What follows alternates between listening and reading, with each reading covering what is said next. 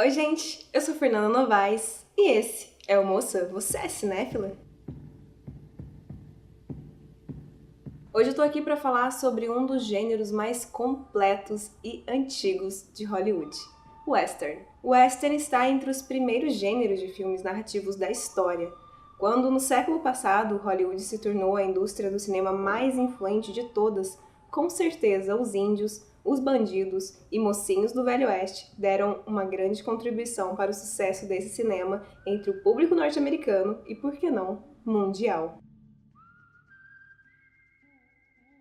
O sucesso foi tanto que acabou influenciando outras cinematografias ao redor do mundo, como, por exemplo, os samurais japoneses, os cangaceiros, os filmes indianos, russos e mexicanos e por aí vai. Já na Itália, foi desenvolvida a imitação mais bem-sucedida de todas, o Western Spaghetti, cujo principal diretor foi Sergio Leone. O western invadiu da comédia ao musical, do filme de gangster ao filme de terror, da ficção científica ao filme de autor. E se não bastasse, o western inventou o Velho Oeste, fusão de diferentes épocas e diferentes regiões dos Estados Unidos em um único lugar mítico e atemporal, já comparado ao universo mitológico da Grécia Antiga que espalhou seu imaginário pelo mundo afora. O famoso cowboy se tornou genuinamente norte-americano quando se transformou em um símbolo legendário e folclórico do Oeste Selvagem e do período de expansão das fronteiras internas da nova nação. É desse período que vem a figura que cavalga solitária pelas pradarias rumo a alguma pequena cidade de ruas poeirentas em um agitado salão. Essa mesma figura, que Hollywood imortalizaria, teve seu berço em um curto período da história dos Estados Unidos. Afinal, as guerras contra os índios se concentraram entre 1860 e 1890, ano em que as nações indígenas que ainda não haviam sido exterminadas estavam confinadas às reservas. O cinema hollywoodiano criou um momento histórico impreciso e uma geografia imaginária, onde figuras míticas vivem em busca do equilíbrio em um universo completamente violento. O western é herdeiro de uma produção de narrativas mitológicas, que tem início na segunda metade do século XVII, com as narrativas do cativeiro, que contavam as provações enfrentadas por mulheres brancas raptadas por índios. A estrutura básica desse tipo de narrativa consistia em, basicamente, um indivíduo, normalmente uma mulher, suportando passivamente os golpes do mal esperando ser resgatada por um homem branco. Disso, emergia a mulher branca como símbolo dos valores da civilização cristã, a repressão sexual, o casamento monogâmico heterossexual e o direito à propriedade. Em termos míticos, ela é o que se denomina de mulher redentora, casta, dócil, compreensiva, confiável. Dali também surge a significação mítica do homem branco. Nessas narrativas, ele domina as artes da guerra e da sobrevivência na selva, alcança o cativeiro, mata os índios e conduz a mulher de volta para a colônia. Esses elementos míticos estão na literatura dos Estados Unidos até o século XX, atravessando gêneros literários e diferentes fases históricas e econômicas. Quando o western surge nas telas de projeção, vê-se diante da necessidade, como obra de ficção e como produto cultural, de incorporar ou rejeitar elementos míticos pré-existentes e de definir esteticamente as eventuais incorporações, como, por exemplo, retratar a figura do índio ou como representar a natureza. O western começa com razoável preocupação de se mostrar um documentário histórico confiável, verdadeiro. Os Bandeirantes de 1923 de James Cruise e O Cavalo de Ferro de 1924 de John Ford, por exemplo, podem ser definidos como dramas históricos, ao passo que O Grande Roubo do Trem de 1903 de Edwin Porter narra quase como um documentário eventos ocorridos poucos anos antes.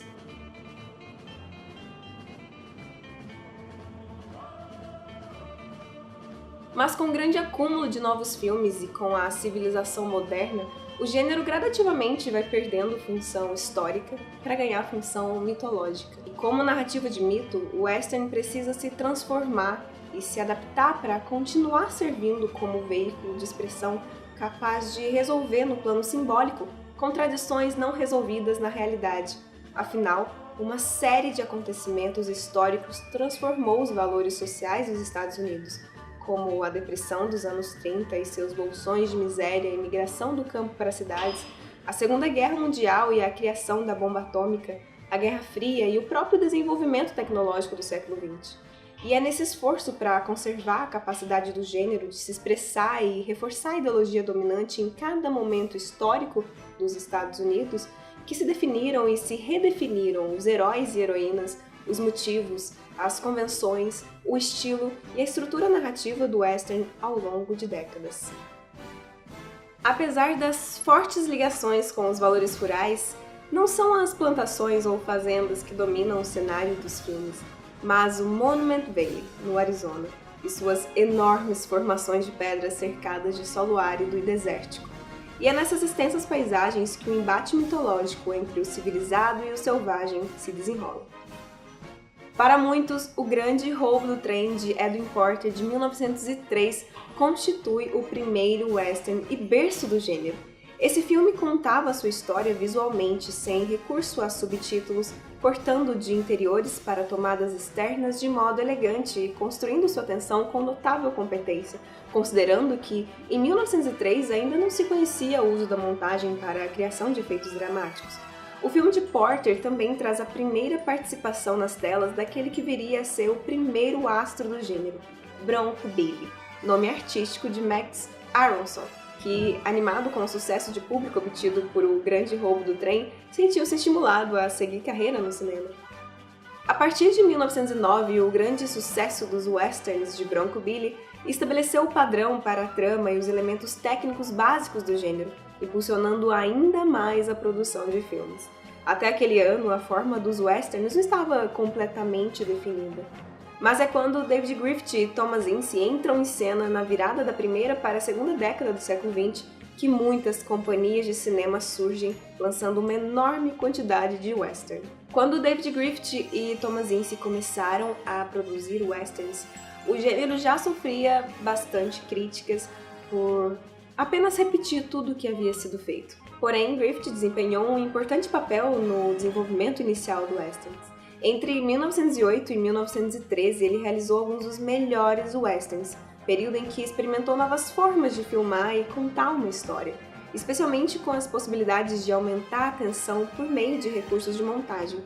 Por exemplo, o close-up, já introduzido por outros realizadores, é aperfeiçoado por Griffith, que também criou e desenvolveu outros aspectos da narração cinematográfica. Uma de suas principais contribuições é o emprego da montagem paralela, desenvolvida para dar o máximo de tensão aos melodramas e para aumentar a carga dramática das sequências de salvamento de última hora. Embora esse recurso seja elementar nos filmes atuais, sua introdução foi um lance muito ousado naquela época, se considerarmos que nele está envolvida a manipulação do tempo e do espaço para uma plateia ainda pouco alfabetizada na linguagem do cinema. Diferentemente de Griffith, que apenas começava a experimentar novas formas de filmar, Thomas Ince se achava no auge da sua criatividade. A grande contribuição de Thomas Ince para o cinema foi o desenvolvimento de um eficiente método de filmagem. Além de reescrever parte dos roteiros dos filmes que supervisionava, ele enfatizava a importância daquilo que chamara de roteiro de filmagem, em que incluía de antemão os diálogos para todos os personagens, uma descrição completa do cenário, das expressões faciais desejadas, dos tons a serem usados, uma listagem dos diferentes sets de filmagem, junto com os números das cenas identificadas com cada set específico. O que há em comum entre os filmes de Griffith e os de Thomas Ince é o grande realismo do cenário, graças às locações no sopé das montanhas da Califórnia que, na época, eram ainda parte do Velho Oeste. Outro elemento de realismo nos filmes de ambos era a poeira. Como a poeira estava mesmo em todo lugar, eles rodavam os filmes sem se importar com ela. Isso dava um tom mais convincente às filmagens. Ainda em plena forma, em 1912, David Griffith e Thomas Ince abandonaram o gênero que estava perdendo bilheteria por ter se tornado repetitivo demais e passaram a produzir filmes mais voltados para a Guerra Civil Americana. Tava na hora de nomes como John Ford, James Cruise e William Hart assumirem o gênero. Uma das maiores características dos filmes de William Hart, por exemplo, era o tom sentimental, que se manifestava de várias maneiras. Na recuperação do vilão pelo amor da heroína ou pela admiração de uma criança, no amor do cowboy por seu cavalo e, em muitos casos, no afeto e na devoção do herói dedicados à família. A maior novidade dos anos 20 foi a sonorização dos filmes a partir de 1928. Para um gênero de pura ação, a chegada do som e a tendência a encher os filmes de diálogos pareceram inicialmente de pouco valor. Os westerns logo percebem que, se os diálogos eram de menor importância, a trilha sonora, com os sons do estouro da manada, dos tiroteios e das canções folk típicas do país, aumentavam em muito o impacto sobre o espectador. Essa década foi marcada pelo surgimento de novos astros dos westerns, como George O'Brien e principalmente John Wayne, que atinge o estrelato com sua participação em The Big Trail. O que mais vai caracterizar a evolução dos westerns é o gradativo enfraquecimento de uma visão otimista. Assim, tanto as comunidades da fronteira como os elementos e personagens que simbolizam e sustentam valores moralistas vão sendo representados de forma cada vez mais complexa, ambígua e pouco positiva. A partir da Segunda Guerra Mundial, o público já se sente saturado pela forma clássica e também desencantado com a expressão simbólica de valores que já não se sustentam com a mesma facilidade em um ambiente constrangido pela perda de tantos homens no fronte e pela presença de uma mulher trabalhadora que escapa do papel de redentora submissa. Tudo isso leva a uma consequente modificação da imagem das comunidades do Velho Oeste, bem como a uma redefinição tanto da motivação do herói quanto do seu sentido de missão. Em todo caso, nesses filmes do período pós-guerra até a década de 70, já não se vê mais o cowboy num sentido heróico e isolado, sem nenhum meio de sustento evidente, cuja visão moral e valores espirituais o põe à parte e, essencialmente, acima da comunidade que defende. Ele agora é cínico, consciente do próprio deslocamento e, às vezes, trabalhador contratado.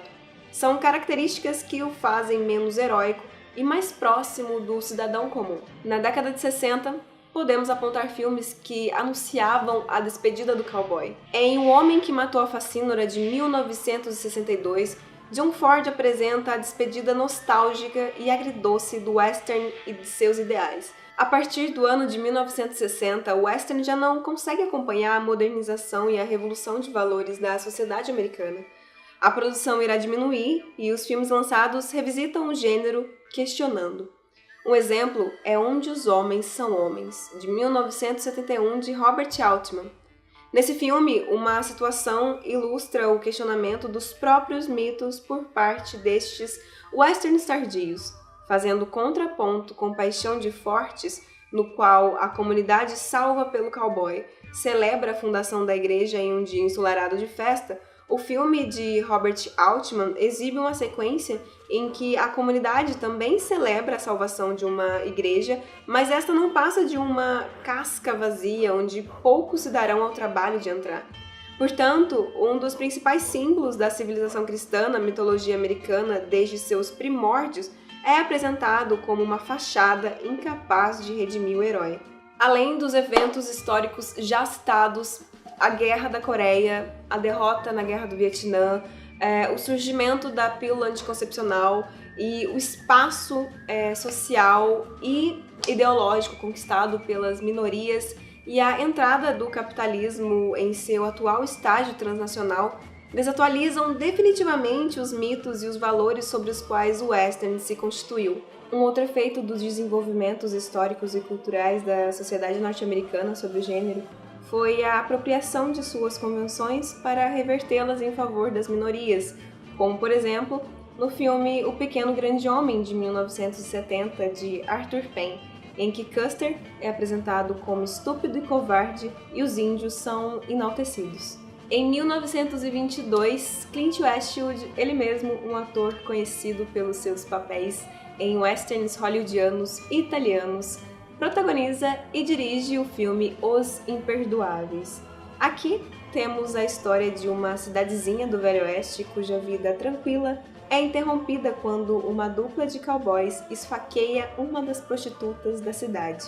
Insatisfeitas com a justiça do xerife, as prostitutas oferecem um prêmio e atraem dois pistoleiros para vingá-las. Um deles é o jovem Schofield Kid, O outro é o maduro William Money, que é o Clint Eastwood, que se reformara para viver com a jovem esposa, criar os 2 filhos e cuidar da plantação em paz. Mas a esposa partiu, a vida na fazenda é dura e Money não dá para o serviço. Ao chamar o velho parceiro Ned para defender as prostitutas, o esmaecimento dos limites entre heroísmo e vilania, certo e errado, homem e mito, tornam-se melancolicamente evidentes. Àquela altura, as convenções e os motivos do western já se espalharam por praticamente todos os gêneros, mas o legendário Velho Oeste, seus valores e mitos já não conseguem expressar a ideologia e a cultura da sociedade norte-americana. Bom, ainda se produz bastante filmes com base nesse gênero. É claro que o boom do western já passou, é incomparável a quantidade de filmes produzidos atualmente, mas ainda podemos notar que se utilizam muitos elementos e o próprio cenário western para compor histórias, ou até mesmo utilizando de contrastes para criar uma reflexão acerca de um tema específico e que nem mesmo se trata de um tema que o western utilizou ao longo de sua evolução como gênero. Bom, gente, eu espero que vocês tenham aproveitado esse vídeo. Eu vou ficando por aqui. Não se esqueça de se inscrever no canal e curtir esse vídeo, compartilhar com seus amigos que também gostam do gênero. E até a próxima!